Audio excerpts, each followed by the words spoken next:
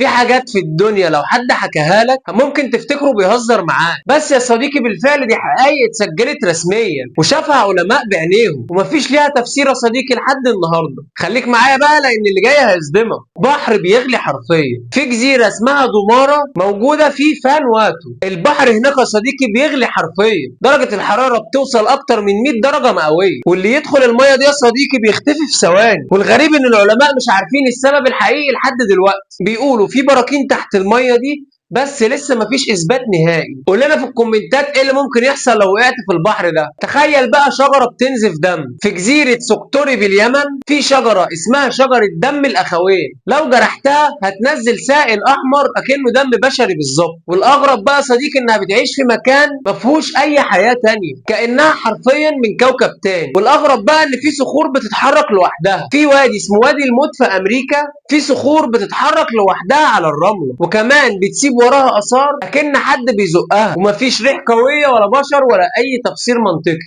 العلماء صوروها بالكاميرات شافوها فعلا بتتحرك لوحدها، الثقب اللي بيبلع الميه وما بيرجعهاش. في بحيره اسمها بيريس في روسيا، في زي ثقب في النص اي ميه بتخش جواه بتختفي وما بتخرجش تاني. وجربوا يا صديقي يقيسوا عمق الثقب ده وما وصلوش للنهايه، ويقال ان الثقب ده متصل بعالم تاني تحت الارض. قول لنا رأيك في الكومنتات، انت من الناس اللي تحت الارض ولا من فوق؟ وفي نوع من الضفادع في سيبيريا بيتجمد حرفيا في فصل الشتاء وبيفك تاني في الصيف عادي، قلبه بيقف وكل خلاياه بتتجمد، ولما الصيف بيجي يا صديقي بيقوم تاني اكنه ولا حصل اي حاجه. العلماء بقى بيحاولوا يفهموا السر ده علشان يستخدموه في الطب لحفظ الاعضاء البشريه. في نيوزيلندا كهف جواه ديدان بتنور، تبقى حرفيا في الليل كانها نجوم معلقه في السماء. المنظر يخطف العين، بس الطريقه اللي بتعيش بيها الديدان دي مرعبه لانها بتنور عشان تجذب فريستها. وفي الهند بقى سنه 2009 يا صديقي اتولد طفل بيفتكر كل حاجه من اول يوم في حياته، كل لحظه، كل صوت،